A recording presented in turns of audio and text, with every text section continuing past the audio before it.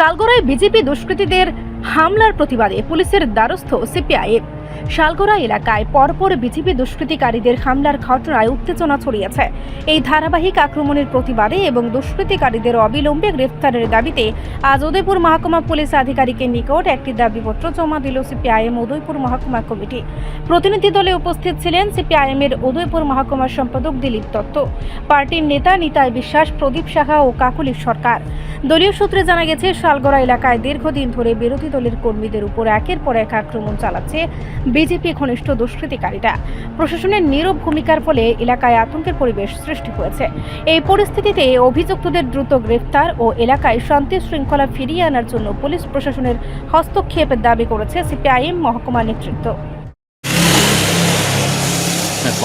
এর মধ্যে পত্রপত্রিকা, social media তাতে ব্যাপকভাবে প্রচারিত হয় যে গত 24শে অক্টোবর আমাদের উদয়পুর সাব ডিভিশনের অন্তর্গত শালগড়া গর্জনমুড়া লোকাল কমিটির যিনি সম্পাদক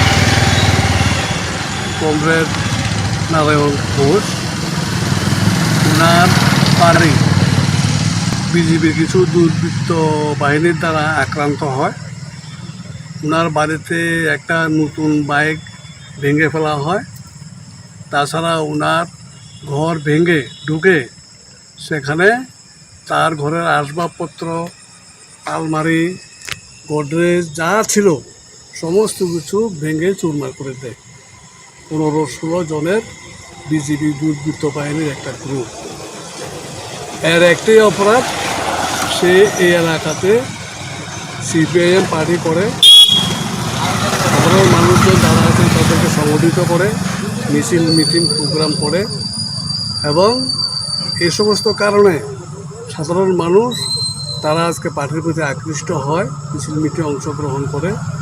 পাশাপাশি এইসব দেখার পরে বিজেপি দলের মধ্যে যারা সাধারণ সমর্থক ছিল তারাও বিজেপির প্রতি শ্রদ্ধা হয়।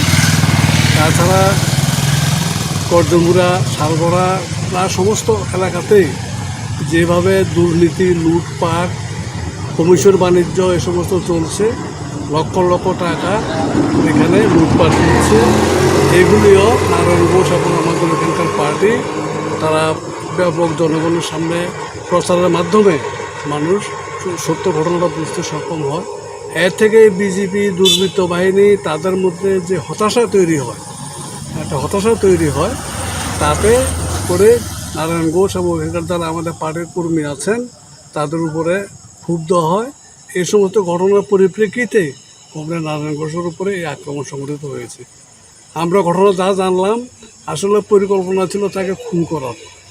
শুধু গর্জনমুড়ার পার্টিকুলার কয়েকটা ছেলে না, এখানে আমরা দেখলাম, খবর নিয়ে জানলাম যে শালগড়া থেকে দুর্বৃত্ত বাহিনী, বাগমা থেকে দুর্বৃত্ত বাহিনী, গর্জনমুড়া আমতলী এলাকার দুর্বৃত্ত বাহিনী, তার সমাজবিরোধী, তারা একসঙ্গে প্রায় 15-20 জন জড়ো হয়ে গাড়ি নিয়ে তার বাড়ির দিকে আক্রমণ করে এবং সেই সময় সে ঘরে ছিল না।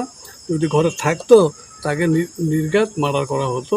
সে বাড়ির বাইরে ছিল, এই কারণে সে কোনো রকমের জীবনে রক্ষা পেয়েছে। এবং রিপোর্ট সংবাদ প্রতীক্ষা।